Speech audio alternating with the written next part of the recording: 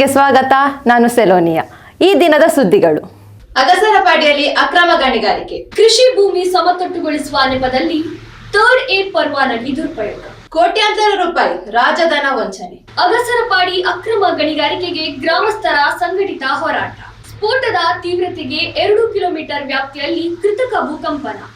ಬೆಳ್ಮಣ್ ಗ್ರಾಮದ ಅಗಸರಪಾಡಿಯಲ್ಲಿ ನಿಯಮಾವಳಿಗಳನ್ನು ಗಾಳಿಗೆ ತೂರಿ ನಡೆಯುತ್ತಿರುವ ಕಾನೂನುಬಾಹಿರ ಕಲ್ಲು ಗಣಿಗಾರಿಕೆ ಹಾಗೂ ಭಾರೀ ಪ್ರಮಾಣದ ಸ್ಫೋಟಕಗಳ ಬಳಕೆಯಿಂದಾಗಿ ಸ್ಥಳೀಯ 100ಕ್ಕೂ ಅಧಿಕ ಮನೆಗಳು ಭೀತಿಯ ನೆರಳಿನಲ್ಲಿವೆ.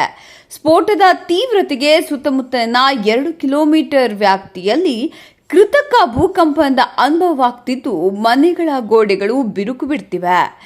ಕೃಷಿ ಭೂಮಿಯನ್ನು ಸಮತಟ್ಟುಗೊಳಿಸುವ ನೆಪದಲ್ಲಿ ಸರ್ಕಾರದ 3A ಪರವಾನಗಿಯನ್ನು ದುರುಪಯೋಗಪಡಿಸಿಕೊಂಡು ಕೋಟ್ಯಾಂತರ ರೂಪಾಯಿ ರಾಜಧನ ವಂಚಿಸಿ ಈ ವಾಣಿಜ್ಯ ಗಣಿಗಾರಿಕೆ ನಡೆಸಲಾಗುತ್ತಿದೆ ಎಂದು ಗ್ರಾಮಸ್ಥರು ಆರೋಪಿಸಿದ್ದಾರೆ.